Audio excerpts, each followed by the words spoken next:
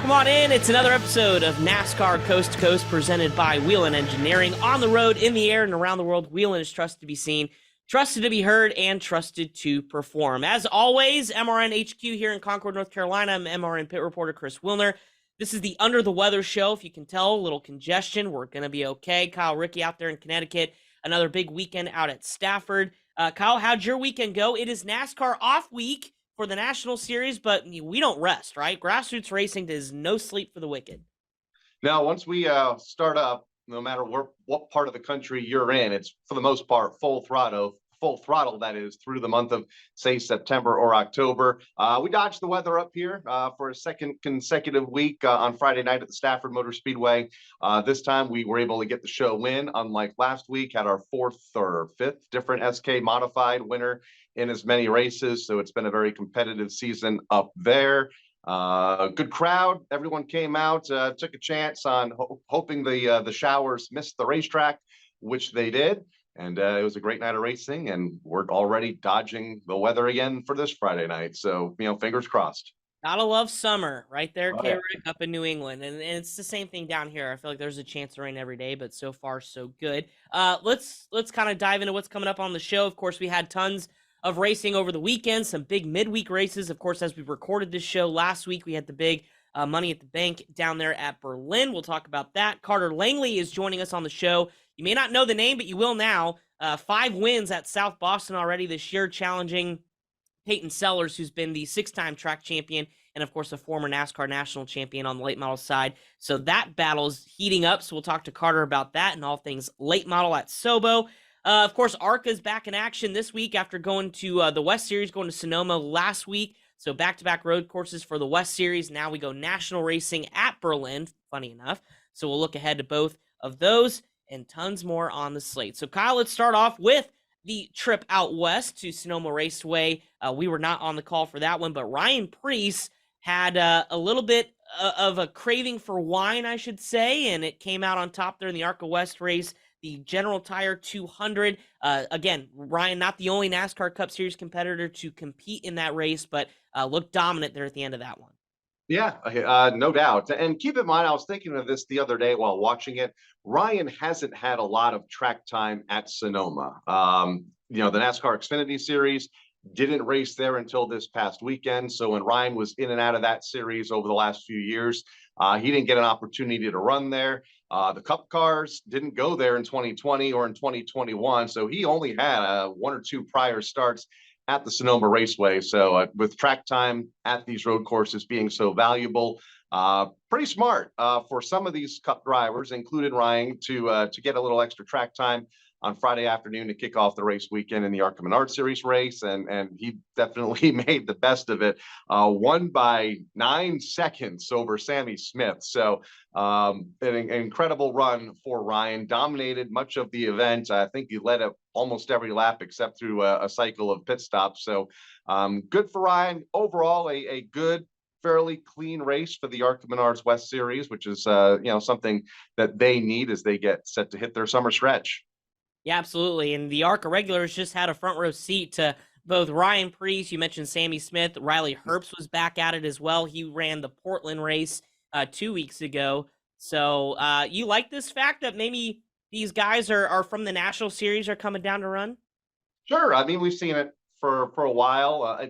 Sometimes their experience and then on top of the equipment that they run, it's tough for the regulars to keep up, which was the case here. I mean, we're talking about Xfinity and Cup drivers, 1, 2, 3, because a lot of Xfinity drivers had never raced at that racetrack either, with the Xfinity Series debuting there the next day. So they were in the field. I like it.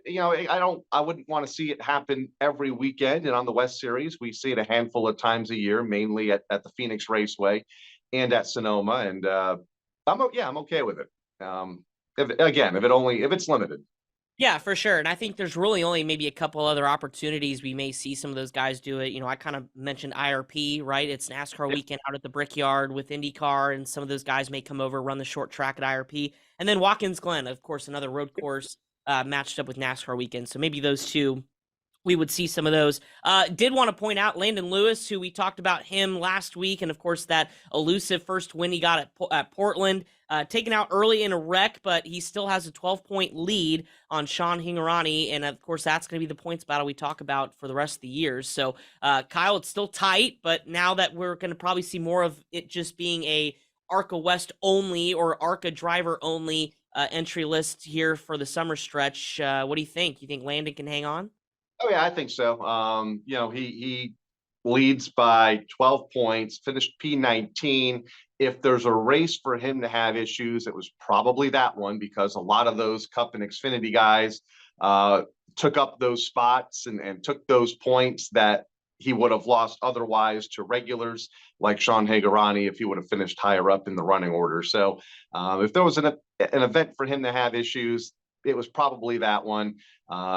We talked about it being a clean race, clean for about everybody except for the point leader. That streak comes to an end of all those top two finishes, including the most recent win. But just tightens the standings a little bit more and creates a little bit more drama as we head in to the summer months.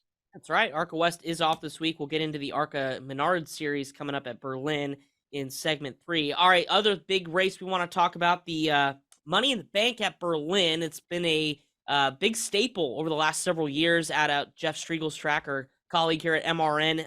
Eric Jones getting an emotional win, and not only is it his first win in a while at Berlin, and of course it's nice to see Eric when he comes down to the grassroots level perform really well in a late model, but came the week his dad died back in 2016. And I know Eric won at Berlin the last time that week, and then this kind of came on the anniversary. So a very emotional victory lane. Of course, his dad instrumental in his late model career and young racing career. But really cool to see Eric do it and do it. He didn't dominate, right? Like, had to pass a lot of cars, big battle at the front, and he didn't check out at the end either. It kind of came down to who could get through lap traffic. So really cool to see Eric get that win. Yeah, a lot of long green flag runs in the event, just a couple of cautions, and there were a couple of competition cautions that I believe they threw every 50 or so green flag laps. Kyle Crump stayed right with them for much of that final green flag run. Bubba Pollard was right there within striking distance as they kind of had to weave their way through a lot of that lap traffic. But a very emotional day for Eric, the 7th anniversary of the passing of his dad, picking up the race win at what he considers his home racetrack there at Berlin Raceway. Early in the day, his NASCAR Cup Series team fined and docked points and penalized from infractions from Worldwide Technology Raceway. So a lot happened in a very short amount of time for Eric Jones, who was able to manage it all well and pick up the win and end the day on a high note. Yeah, absolutely. So good stuff out there at Berlin. Again, ARCA Menards there this weekend. We'll talk about that. On the modified side, I saw you have your backdrop for the NASCAR Wheel and Modified Tour. Big money, Matt Hirschman. Again, kind of like the Ryan Preece of the Modified Tour this week at Seekonk, just led almost every single lap and was dominant as ever. I think nobody's surprised, although I thought maybe it'd be a little bit bigger of a race up front, but Matt Hirschman dominates the Seekonk 150.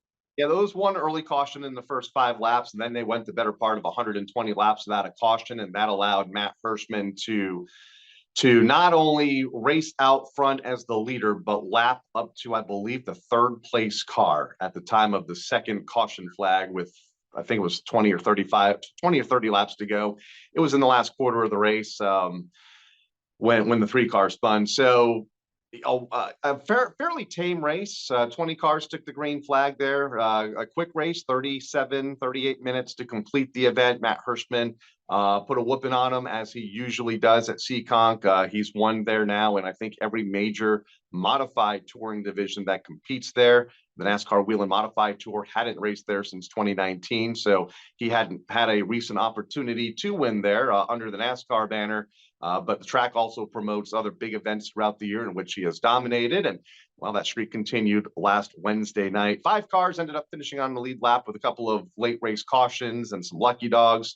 Then he was able to fend off, some of the big names of Kobe and Silk, former champions in 2nd and 3rd. Bonsignor, I believe, was on the lead lap as well. But he becomes the first repeat winner of the season. So that pretty cool streak the Tour had going of 5 consecutive winners is now snapped with back-to-back wins now for Big Money Matt. Yeah, absolutely. Good stuff out there at Seekonk. And then quickly want to mention Tyler Matthews won the Jack Ingram Memorial out at Hickory Motor Speedway. And of course, we talk about Hickory just up the road from us here in Concord, North Carolina. But a big event when it comes to the Jack Ingram. I know we saw last year was that Dale Jr. was there helping to promote that race. So Tyler Matthews kind of putting his name in the late model history books out there at Hickory. Yeah, good race, good field. Second annual event, 111 laps for the late models. I think they were just shy of 20 cars that took the green flag. Tyler Matthews led a majority of the second half of the race. Former K&N East standout, Ronnie Bassett Jr., always strong down in the South in late model competition. Hasn't run as much as we used to see him on the racetrack with the family and all, but when he does compete, he runs well, finishing in the second spot. Also, Cade Brown had a good top three finish. Cade, a strong competitor there on a weekly basis, ran well much of the evening as well. So a good race there in memory of one of the greats down in the Carolinas and in the early years of the NASCAR Busch Series in Jack Ingram. Absolutely. All right. Well, speaking of late models, we're going to talk to one of the up-and-comers out at South Boston Speedway.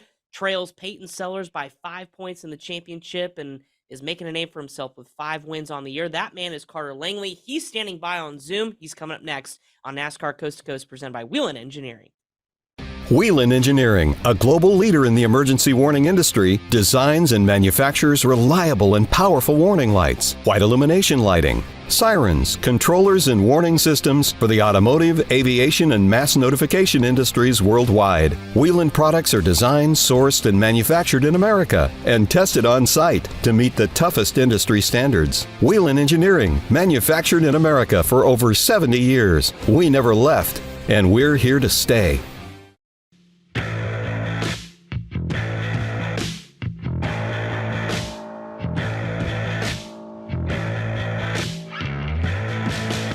Welcome back in NASCAR Coast to Coast, presented by Whelen Engineering. As promised, joining us via Zoom, the man, the teenage sensation out at South Boston Speedway, it is Carter Langley. 5 wins this year, Carter, as you challenge Peyton Sellers for the track championship. Let's just start there. Did you expect this kind of start to your season out there at South Boston when you've got a guy like Peyton Sellers, who we always talk about each and every year as a contender for the title? I really didn't. I mean, I figured we'd have a good car. I just got done putting it back together, so I worked really hard on it through the off season because I wrecked it about halfway through last year. So I was just really hoping to go and try to knock off maybe a win halfway through the season. And I really didn't expect this strong of a start this early in the season. So it's been very fortunate and very fun running against Peyton and their crew and everybody at South Boston. What brought you to South Boston this year to compete full-time for the track title? I raced Cars Tour last year, and then the year before I raced South Boston. I had a lot of fun, loved the atmosphere. I feel like it's the local version of Cars Tour. I mean, it's very competitive, and I like the competitiveness, and I feel like being able to go to the same track every weekend helped me out a lot. And I don't know, Cars Tour helped me out a lot running with them and being able to learn how to pass a lot cleaner and run hard the whole time. And but I really like the atmosphere of South Boston, and I like that track, honestly. What's it like competing against a guy like Peyton Sellers, who's won a national title, who's won 6 track championships? Does that elevate your game a little bit? What have you been able to figure out now over the first 5 or 6 weeks of the season, or I guess a little bit more now, that you've kind of learned about when you race him, where you can beat him and things like that that's helped your success? Yeah, he's actually really taught me a lot. Just riding behind him and learning what he does and what I do different, and just trying to see how I can change my lineup, get by him, or just see what I can do to try to be better than him. Because I mean, South Boston is his home track, and he knows it like the back of his head. So he's really teaching me a lot, and I'm trying to learn a lot from him and try to take what he's got and take it into my perspective and try to make it better. There's a lot of different length races over the course of the year. We'll talk about the 200 coming up here in a little bit, a race that you found success in a year ago. You have your standard 100 lappers, but you have twin 60s coming up, I believe, this Saturday night. How difficult is a twin 60 night, especially if you have issues in that first race? And does the driving style change in race one, trying not to have issues, knowing that you have another race later on in the night? Yeah, since we just ran twin 75s and we got to run on the same tires again this weekend, it definitely makes you wonder on how good your car is going to be. Luckily, Josh Yeoman puts a great setup on mine, and he seems to just get it right no matter what tire situations we got going on, and it seems to be lasting through all the laps. The second race we've been struggling a little bit here lately. The first weekend we made some wrong tire calls on flipping them and stuff like that, and then this past weekend or the weekend 2 weekends ago had a clutch problem. So really looking to have a solid weekend in these twin 60s and to have no problems in the second race. I feel like the first race we've been pretty decent. We just got to close out the deal in the second race. Speaking of tires, I know that was a topic, late last year into this year's the tire shortage and how racetracks are kind of, dealing with that. Like you mentioned, having to run the same tires between races and even between weeks. How has that challenged you and your team? And maybe I guess you as a driver, right? Because now you have to really focus on saving your stuff. You can't just go out 115%, each every lap. Personally, I tend to like the running tires weekends and weekends because I ran Charger for a little bit, and that's just some scuffed tires, and it's kind of back to where I started at, and I honestly kind of like it.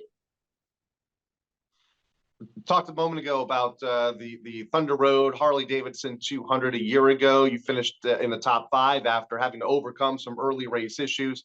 First off, how important is that race to that racetrack? How big is it? And how excited were you to have a good run in that race a year ago as we look to the next running of that race in a couple of weeks' time?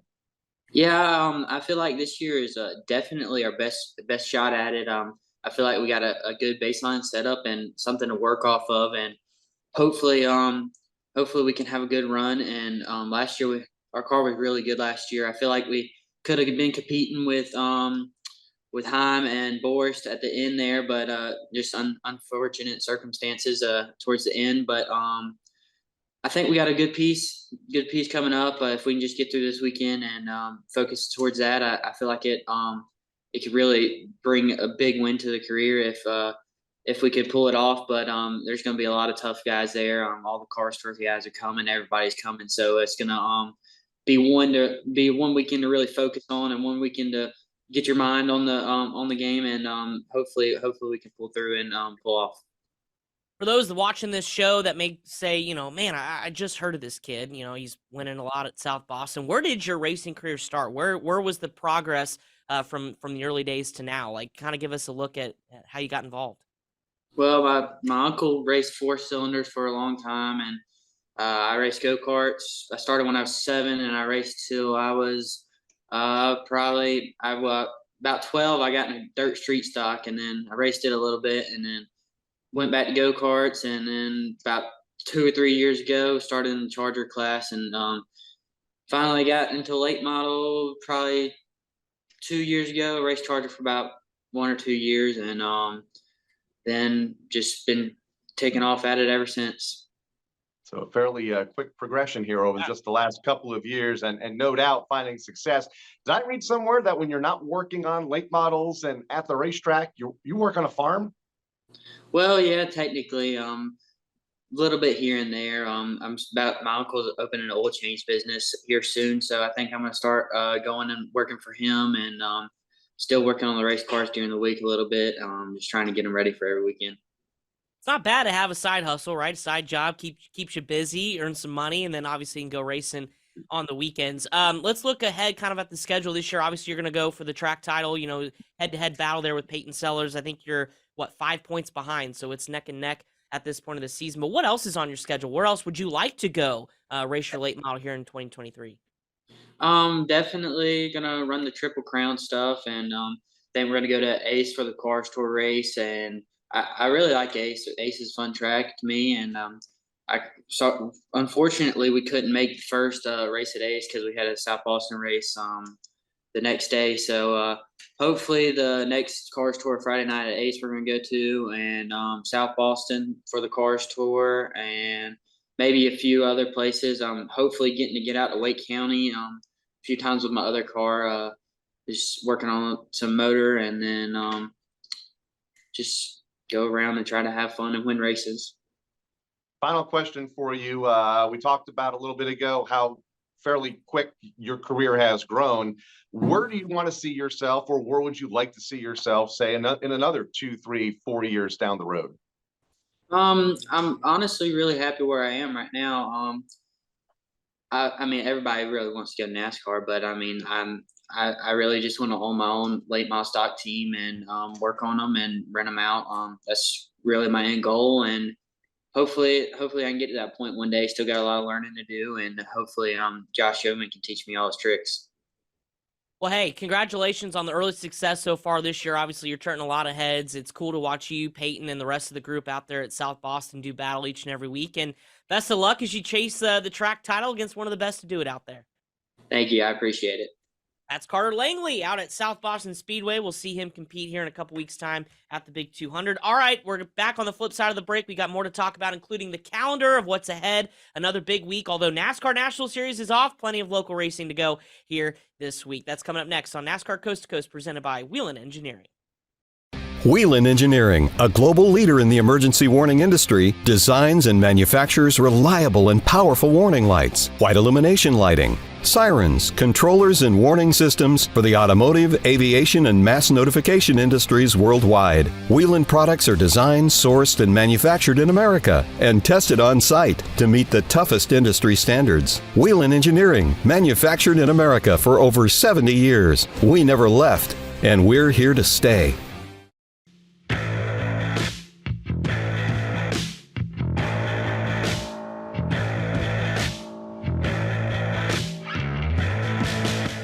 Welcome back into NASCAR Coast to Coast, presented by Whelen Engineering. Hey, Rick, good conversation with Carter Langley. Good head on his shoulders and a name that won't go away. Be curious to see what happens through the summer stretch, though. That points battle's, I think, going to go down to the very last race in the fall.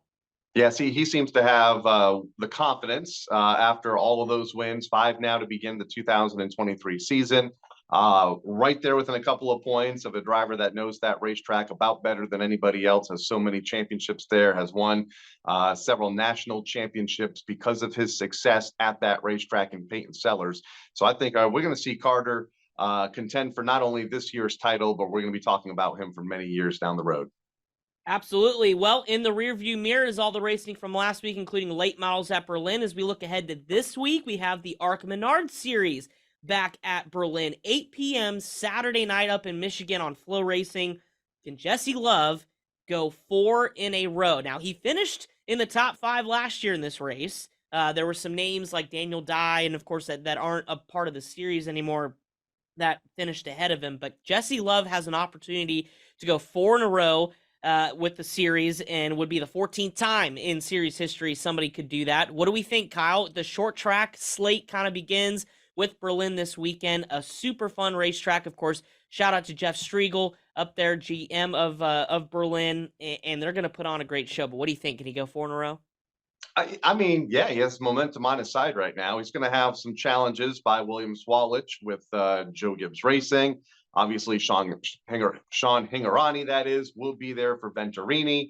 I think those will be his 2 closest competitors in the 17 cars that are entered. But with momentum on his side, I'm sure he has all the confidence in the world going to a racetrack that you mentioned he ran well at a year ago. So, yeah, I mean, I think there's no doubt he can, get out front early, win the pole potentially, and lead most, if not all, the laps, just based on what we have seen out of that young driver over the last 4 or 5 weeks. Yeah, when we had him on the show a couple weeks ago, he was talking about the other racing he does. He's not slowed down. I know the ARCA Menard Series has had some weeks off, but he won a midget race back with, was it USAC or the Extreme Series? One of the two. He picked up a midget series win on the dirt a couple weeks ago, and he's been running Indiana Midget Week and things like that. So he's been staying busy, and like he kind of said, the fact that he can keep racing keeps that momentum alive. So we'll have to see what happens at Berlin. Of course, has to go up against points rival or championship points rival Frankie Muniz, who still sits second in points. He's on the entry list. A little bit smaller,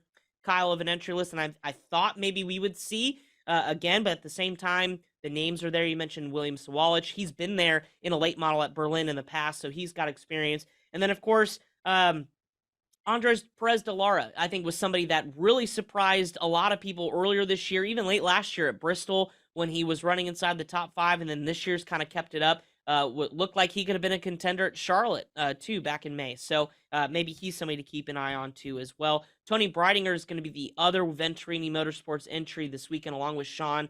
She finished top 10 at Berlin last year. So a healthy, although small, a healthy entry list for ARCA here this weekend, against Saturday, 8 p.m. on Flow Racing. Some other news and notes coming up this week. How about the Cars Tour, Dominion Raceway, all the momentum in the Cars Tour this year. We've talked about it all year long. Points battle again between Carson Kvapil, Brendan Queen. Both of those will be involved or entered in this race. So will Landon Huffman, Connor Hall, and plenty more. What do you think about the Cars Tour, Kyle, going to Dominion? Another really good racetrack on the schedule. Yeah, it's a good racetrack for any of the late model or super late model tours that compete at it during the course of the summer months. Another healthy entry list. You mentioned some of the big guns, and in Caden Honeycutt, Old Butterbean's going to be there. Brendan Queen, Landon Huffman, Kvapil runs well seemingly everywhere he goes. There's many others on the list that are entered. Going to be a great night. Going to be a special night as well at that racetrack as well, Chris. Yeah, Minnie Tyrell, who's been a part of the series now for a couple years, inviting 12 patients and their families from the Walter Reed National Military Medical Center in Maryland to the facility. And they're going to participate in the full weekend of events out there at Dominion Raceway, which is so cool, on and off the track. Minnie Tyrell's done a lot for the community away from the racetrack. And again, pardon my sinus congestion here, but I couldn't, I mean, I read this, our producer Pat Jaggers kind of forwarded that along to us, and really cool to see what Minnie's doing. Again, this isn't a big NASCAR race, right? It's not the Cup Series coming to town, but at the same time, anytime we can get some of our racers from these series, these grassroots levels, to extend out to the community and bring some of these folks into the racetrack, get them that experience, I think that is super, super cool. So kudos to Minnie Tyrell, bringing those folks from the Walter Reed National Military Medical Center in Maryland over to Dominion. Plenty of those, Kyle, I'm sure will be their first time at a racetrack watching late models. No, absolutely. And Minnie got the idea from attending an event at, I believe, Florence recently. Saw a young boy there with sickle cell disease, get to interact with the drivers, saw how happy that made that youngster in just being able to meet his heroes, the drivers that he's about to see on the racetrack. I think it was during a pre-race festivities, and that idea sparked this idea that we're going to see here this weekend. We used to see it, and I think we still might see it in the NASCAR Xfinity Series when they raced at Mid-Ohio Sports Car Course. So, you know, pretty cool to see it come over to the short track level, and I'm sure there's going to be a lot of smiles on those youngsters this weekend when they get to meet the drivers and see the cars up close during the events there. Absolutely. So kudos to Minnie Tyrell for doing that. Again, that race, Dominion, is Saturday night. You can watch that race on Flow Racing. All right, a few other coming events, Kyle, to mention just real quick. The ASA Star National Tour, the Super Late Models, the Milwaukee Mile, which is pretty awesome. The Father's Day 100, they've got a stellar entry list for that one. Of course, you can imagine all the stars in Super Late Model Racing want to tackle the mile at Milwaukee.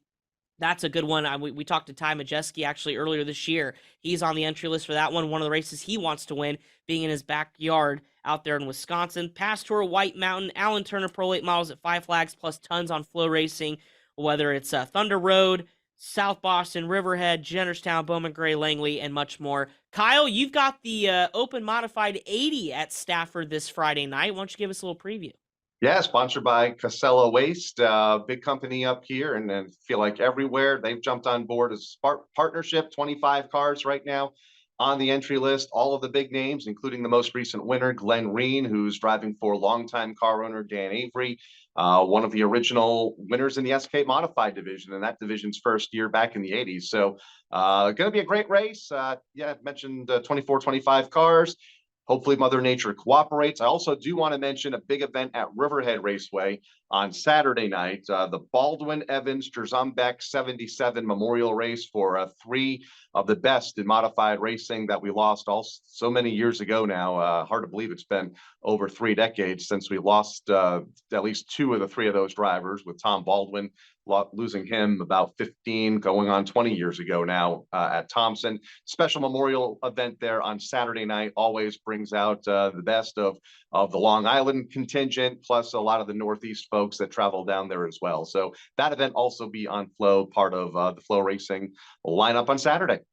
Yeah, so plenty to get your racing fill, although, of course, the NASCAR National Series is on vacation. I know a lot of drivers are out at the beach or with families, so plenty of grassroots racing to get your fill. Also want to give a shout-out to Steve Post here at the Motor Racing Network. Summer Shootout started this week out at Charlotte Motor Speedway. Bandoleros, all the good stuff out there. Legends cars at the quarter mile on the front straightaway, Charlotte Motor Speedway. So that'll be taking place again every Tuesday through the summer. So plenty of going on out there at the big track. So tons going on, Kyle. We hope you have a great weekend.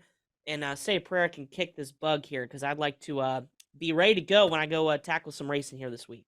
You're young. You'll be fine. I know. And you mentioned the summer shootout. I was able to watch this past week. The principals had the first school bus slobber knocker of the season, and they all kept the buses upright. That always makes me a little nervous when you get principals behind the wheel of those school buses. Usually they flip one over, and it takes forever to clean it up because fluid goes everywhere. And but they kept them upright. There were a couple of close calls, but it was fun to watch. And our boy Steve Post behind the mic again. I believe it was I think he said 25 or 28 for summer shootout at the Charlotte Motor Speedway. And always a good time there each and every Tuesday night, where so many of our National Series stars and our local stars, that's where they begin their careers, on Tuesday nights on the Charlotte Quarter Mile. Yeah, that's right. I mean, you can even just talk about Bubba Wallace, right? Yep. Steve Post even mentioned earlier this week that he watched him race the Young Lions, and now look at him in the Cup Series. So we'll see who the next generation of superstars comes out of the summer shoot. I even saw Brexton Busch get a second place finish there last night. Good stuff, Kyle. Appreciate your time as always. Enjoy your weekend. Hope Stafford doesn't rain out. I'll do a rain dance for you after the show's over, and I look forward to catching up with you next week. Sounds good. Look forward to it. This has been MRN Coast to Coast. For Kyle Rickey, Chris Wilner, our producer Pat Jaggers, we appreciate you for tuning in. This show is sponsored by Whelen Engineering. On the road, in the air, and around the world, Whelen is trusted to be seen, trusted to be heard, and trusted to perform. Have a great week. NASCAR off weekend, but enjoy some short tracking, and we'll talk about it all next week.